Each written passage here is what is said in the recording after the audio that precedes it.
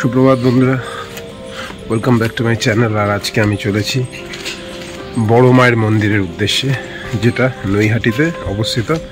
আর আজকে 7ই নভেম্বর 2025, এখন বাজে সকাল 5:30।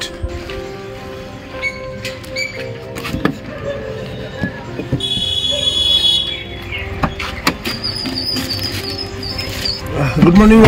মর্নিং। আমরা টাকি রোডে উঠলাম। এখান থেকে চাপাডালি হয়ে আমরা বারাসাত ফ্লাইওভার ক্রস করে সেখান থেকে ব্যারাকপুর রোড ধরবো, তারপরে ওয়্যারলেস গেট থেকে ডান দিক ধরে কাকিনাড়া শ্যামনগর হয়ে বাদিকে নৈহাটিতে ঢুকবো। চাঁদও চলেছে আমাদের সাথে সাথে। এটা আমাদের বারাসাতের ফ্লাইওভার, এটা বারাসাত চাপাডালি মোড়কে কলোনি মোড়ের সাথে কানেক্ট করছে। এটা কলোনি মোড়।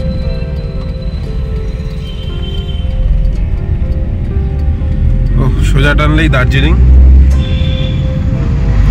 যাবো বন্ধুরা, আমরা একবার গাড়ি নিয়ে যাবো, তবে একটা এসইউভি কিনতে হবে তার আগে। আমরা এখন ওয়্যারলেস গেটে চলে এসেছি, এই উপরে কল্যাণী এক্সপ্রেসওয়ে।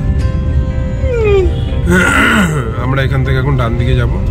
এই ব্যারাকপুরের এখানে ওয়্যারলেস গেটের এখানে দাঁড়ানো চা খাওয়ার জন্য। নামি চল। নাম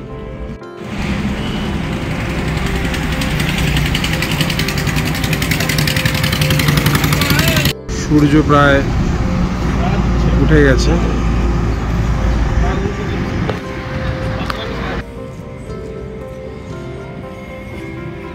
কল্যাণী এক্সপ্রেসওয়ে এখন খুব সুন্দর করে দিয়েছে, মানে একদম ফাটাফাটি।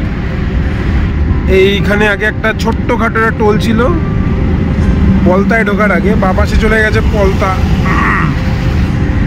পলতায় অনেক বছর এসছি আমি টানা প্রতি শনিবার করে, এখন সেগুলো নেই। রাস্তাও চওড়া হয়ে গেছে।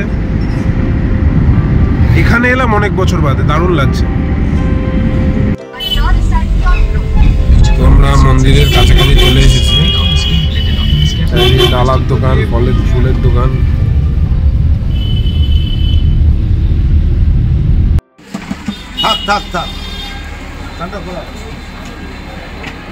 লাইন পড়ে যাচ্ছে ধীরে ধীরে।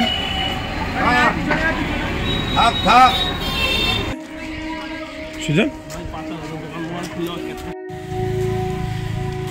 যদি আসে বা বান যদি আসে চলে যাবে।